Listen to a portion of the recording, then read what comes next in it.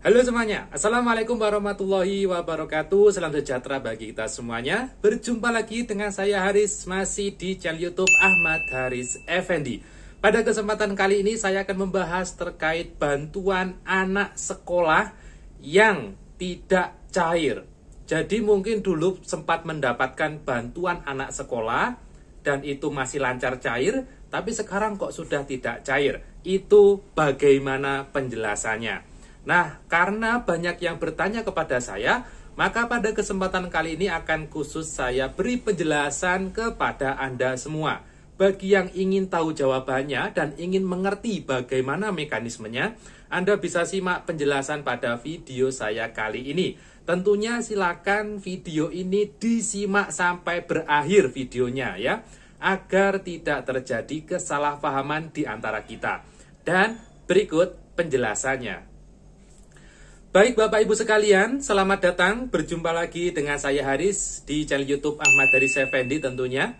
Terima kasih bagi Anda yang senantiasa menyimak, dan bagi yang baru bergabung, mungkin baru menemukan channel YouTube saya atau baru menyimak video saya ucapkan selamat datang ya. Dan tak lupa silakan didukung channel YouTube ini dengan diklik subscribe bagi Anda yang belum subscribe. Baik, akan langsung kita bahas topik pembahasan kita kali ini terkait bantuan anak sekolah yang tidak cair ya.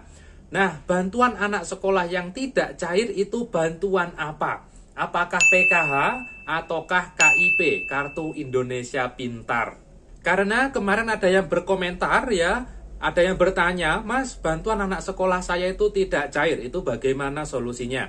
Baik, saya akan beri sedikit penjelasan terkait bantuan. Jadi bantuan itu jenisnya ada banyak ya. Ada PKH, ada BPNT atau sembako ya, ada KIP, Kartu Indonesia Pintar, ada KIS, Kartu Indonesia Sejahtera, dan bantuan-bantuan lainnya. Nah, untuk anak sekolah itu bantuannya mengarah pada dua bantuan. Bisa jadi KIP, Kartu Indonesia Pintar atau Program Indonesia Pintar. Yang kedua bisa jadi PKH atau Program Keluarga Harapan. Karena di PKH juga ada bantuan yang mengcover anak sekolah. Berikutnya, jika bantuan yang dimaksud bantuan anak sekolah itu adalah bantuan PKH, maka solusi untuk memperbaiki kenapa anak sekolahnya itu tidak cair, yaitu memastikan anak sekolah tersebut sudah terdata di dalam Dapodik ataupun EMIS. Dapodik atau EMIS itu apa? Dapodik itu intinya adalah sistem sekolah. Jadi sudah terdata di dalam sistem pada sekolahan anak Anda masing-masing. Kalau bantuan yang dimaksud yang kedua yaitu adalah bantuan KIP, Kartu Indonesia Pintar ya, yang cairnya setahun untuk SD itu 450 kalau tidak salah ya. Untuk SMP berapa itu kalau tidak salah 750 ya. Untuk SMA kalau tidak salah 900. Kalau yang dimaksud bantuan tersebut, maka begini solusinya bagi yang bantuannya tidak cair. Jadi solusinya cukup simpel, yaitu Anda cukup menyampaikan ke TU di sekolah anak Anda masing-masing. Kalau bantuan tidak cair, Anda bisa mengajukan ulang ke sekolahan anak Anda masing-masing. Pengajuannya bisa ke guru yang membidangi masalah KIP atau guru yang ada di TU atau petugas TU-nya di sekolah masing-masing. Di sana akan ada operator Dapodik. Nah, di operator Dapodik itu bisa nanti mengusulkan nama anak Anda untuk bisa mendapatkan KIP kembali. Berikutnya, hal yang penting terkait KIP ini perlu saya sampaikan ya agar tidak salah paham. KIP, Kartu Indonesia Pintar ya, yang bantuan untuk SD-nya 450 setahun itu ya. Untuk SMP-nya kalau tidak salah 750 setahun, untuk SMA itu 900.000 setahun. Nah, itu perlu Anda pahami bahwasanya di setiap sekolah, antar sekolah satu dengan sekolah yang lain bisa jadi memiliki atau mendapat kuota KIP yang berbeda. Maksudnya gimana? Jadi misal sekolah SD 1 dengan SD 2 ini misal hanya memperoleh jumlah penerima KIP dalam 1 tahun misal hanya dianggarkan 50 siswa. Untuk SD 2 misal dalam 1 tahun ada 60 siswa.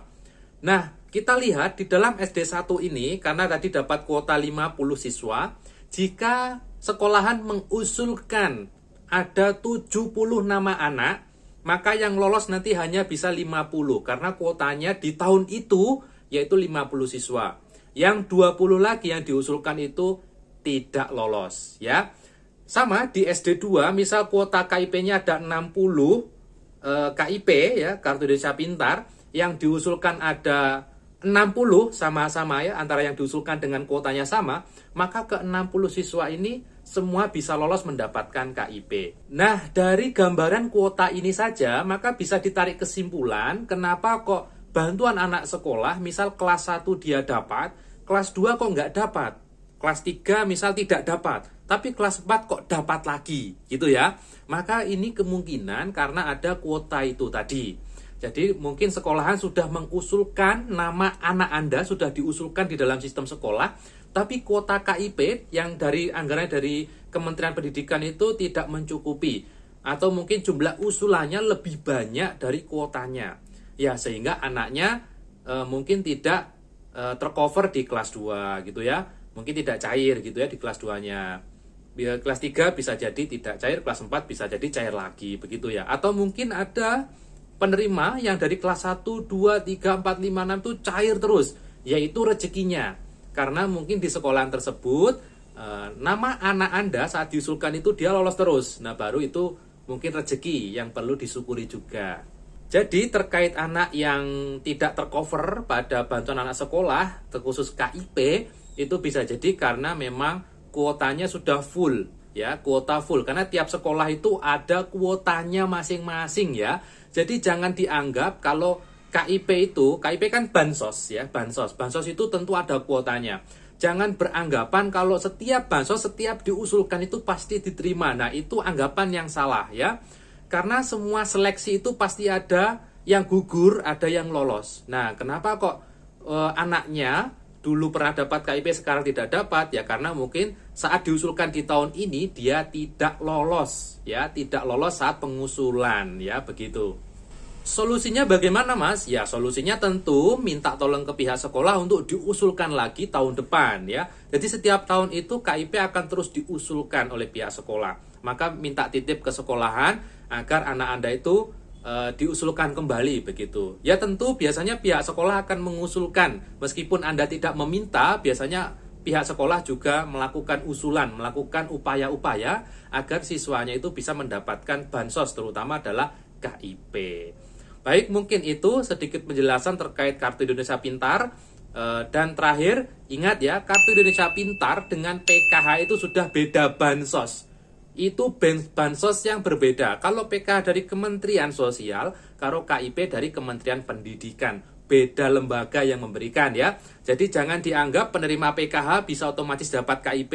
Tentu penerima PKH agar bisa mendapatkan KIP di sekolah juga perlu mekanisme usulan. Jadi harus diusulkan semua, tidak otomatis.